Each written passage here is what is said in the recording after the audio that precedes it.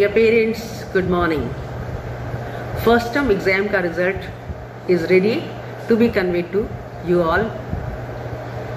एक revelation हमें मिला है after studying the results कि उन्हीं बच्चों ने अच्छा किया है जहाँ पर पेरेंट्स कॉन्शियस हैं अबाउट देयर चिल्ड्रंस एजुकेशन, जहाँ पर भी पेरेंट्स विजिलेंट हैं कि हमें अपने बच्चों की शिक्षा के लिए क्या करना है, उन बच्चों ने डेफिनेटली अच्छा किया है। अब अगर आप ये जानना चाहते हैं कि वो कौन बच्चे हैं जिन्होंने अच्छा काम किया है और उनके पेरेंट्स का क्या कंट्रीब्यूशन है, तो ये आप क्लास टीचर्स को कांटेक्ट कर सकते हैं और क्लास टीचर्स उन बच्चों के नाम आपको बता सकते हैं और आप उन पेरेंट्स से बात कर सकते हैं। मैं उन बच्चों का नाम यहाँ पर नहीं बताना चाह रही हूँ क्योंकि उससे थोड़ा सा कहीं पर पेरेंट्स में डिससेटिस्फैक्शन भी हो सकता है। But one thing is clear कि आप ही अपने बच्चों के भाग्य विधाता हैं।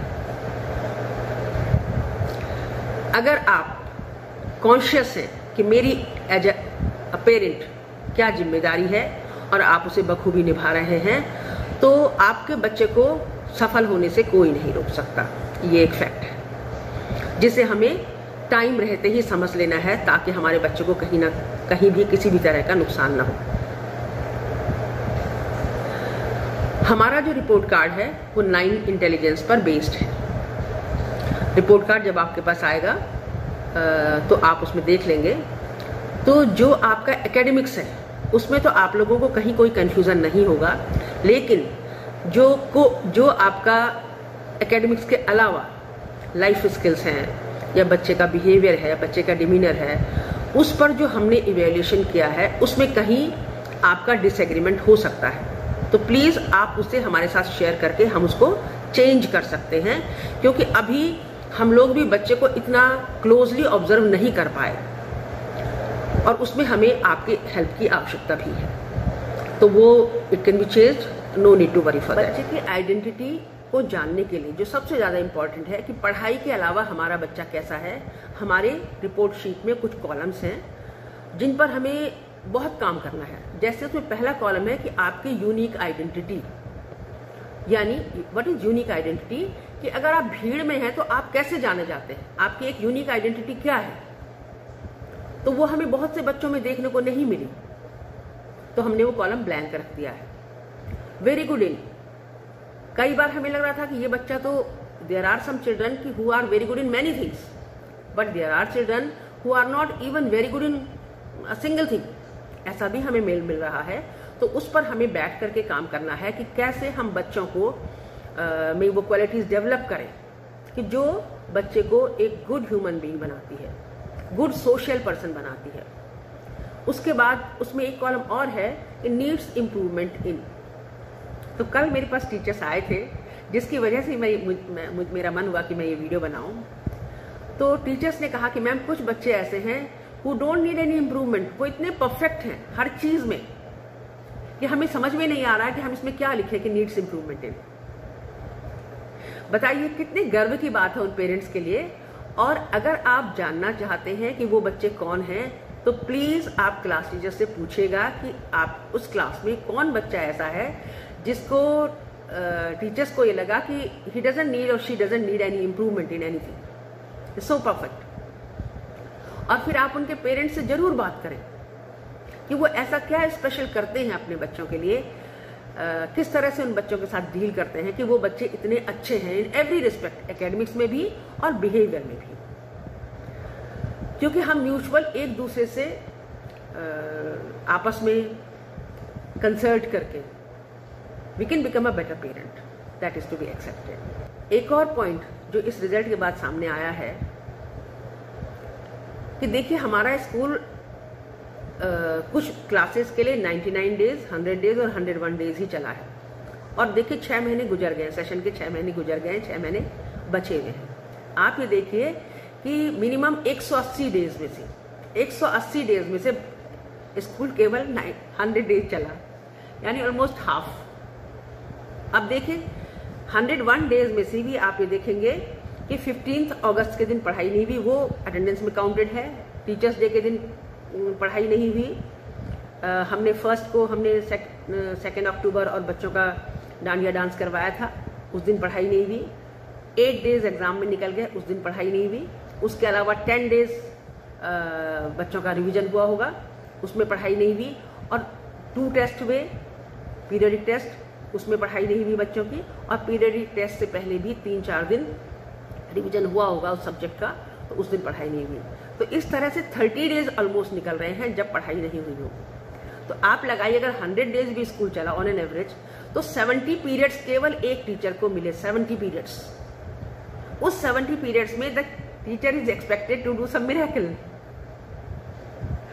जैसे मैं खुद भी क्लास पढ़ा रही हूँ, तो आप ये देखिए कि 6 महीने मुझे केवल 70 पीरियड्स मिले हैं। उन 70 पीरियड्स में मुझे I have to show the performance of, मुझे हर बच्चे की परफॉर्मेंस दिखानी है। जो बच्चा क्लास में बहुत वीक है और जो बच्चा बहुत ब्राइट है, मुझे दोनों के साथ जस्टिस करना है। तो ये हमारी लिमिटेशन है। इस लिमिटेशन के साथ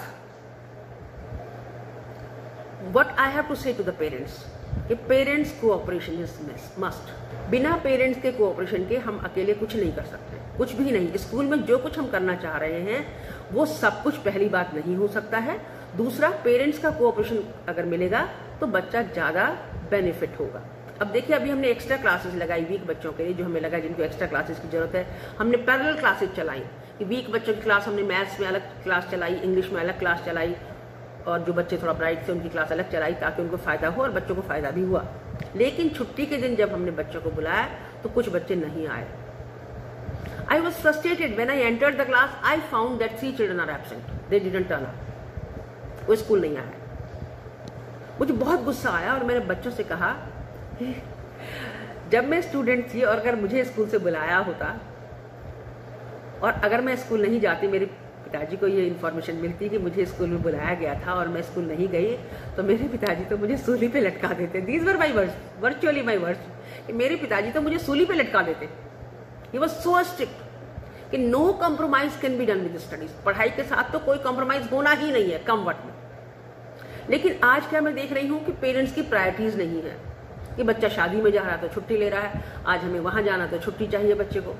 तो इस तरह से the school can not take the responsibility. बच्चे की अटेंडेंस 100% होना बहुत जरूरी है, और दूसरा, पेरेंट्स की प्रायोरिटी सही होना बहुत जरूरी है। आपकी रिस्पॉन्सिबिलिटी है पहले 100% अटेंडेंस को एंश्योर करना, और स्कूल जिस तरह से आपसे कोऑपरेशन चाह रहा है आप वो कोऑपरेशन एक्सटेंड करें। Then only we can take the responsibility of the child. और अकेले बिल्कुल कुछ नहीं हो सकता। मैं खुद क्लासेस पढ़ा रही हूँ और मैं देख रही हूँ the difficulties that I am facing, कि जब तक हमें पेरेंट्स का कोऑपरेशन नहीं मिलेगा तब तक कुछ नहीं हो सकता। और बच्चे को घर पर पढ़ना है और पढ़ना है। देखिए, मैथ्स जैसे सब्जेक्ट में एक पीरियड में कुछ नहीं हो सकता जब तक कि बच्चा घर पर कम से कम 1 से 1.5 घंटा मैथ्स की प्रैक्टिस नहीं करेगा। कोई भी सब्जेक्ट जब हम पढ़ाते हैं तो उस समय क्लास में बच्चे को समझ में आ जाता है, लेकिन अगर वो घर में उसका रिवीजन नहीं कर रहा है, घर में बैठ करके उसको पढ़ नहीं रहा है, तो can not retain everything in his mind. ये पॉसिबल ही नहीं है, ये पॉसिबल नहीं है। इसलिए सबसे पहले पेरेंट्स को इंश्योर करना है कि जो कुछ स्कूल में पढ़ाया गया है वो घर जाकर के बच्चा उसका रिवीजन करे। एक्स्ट्रा टाइम देना होगा। पेरेंट्स की अक्सर कंप्लेंट होती है कि बच्चे को टाइम नहीं मिलता है। टाइम बहुत मिलता है, it depends upon the management of time. Sunday का दिन है, छुट्टी का दिन है, वो प्लान होनी चाहिए कि आज संडे के दिन बच्चा क्या पढ़ेगा या क्या करेगा रिगार्डिंग एकेडमिक्स ओनली। और बच्चे के लिए पढ़ाई जितनी इंपॉर्टेंट है इतना कुछ भी और इंपॉर्टेंट नहीं है, क्योंकि पढ़ाई ही उसका भविष्य बनाने वाली है। In most of the cases कहीं पर बच्चे किसी और फील्ड में जाकर के भी अपना भविष्य बना सकते हैं, लेकिन फिर भी अगर वो एकेडमिक्स में अच्छे होते हैं तो उन्हें उस फील्ड में भी फायदा होता है। तो ये हमें रियलाइज करना है और इस रिजल्ट से हमें बहुत कुछ सीखना है। ये आप लोगों की कोशिश होनी चाहिए कि आप उन पेरेंट्स से जरूर बात करें कि जो पेरेंट्स जिनके बच्चे बहुत अच्छा कर रहे हैं वो क्या स्पेशल करते हैं।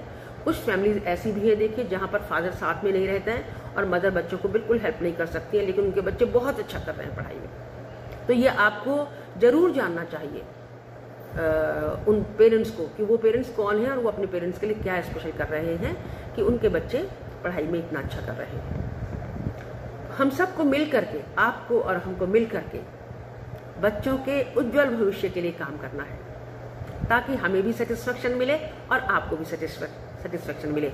और कल जब बच्चा बड़ा हो तो वो याद करे कि मैं अपने अभिभावकों की वजह से या अपने पेरेंट्स की वजह से यहाँ पर हूँ जहाँ मैं हूँ, और अपनी सफलता का श्रेय, the credit of his success और हर success he can give to the parents and to the school. That should be our endeavour, rather I would say. हम लोगों का सबका ये प्रयास होना चाहिए कि हमारा बच्चा कल जब सक्सेसफुल हो तो वो उसका क्रेडिट, उसे पूरा सेटिस्फेक्शन हो कि मेरे पेरेंट्स ने जो रोल मेरे लिए निभाना चाहिए था वो निभाया है। This way only we can prove ourselves good parents. Thank you, thanks a lot.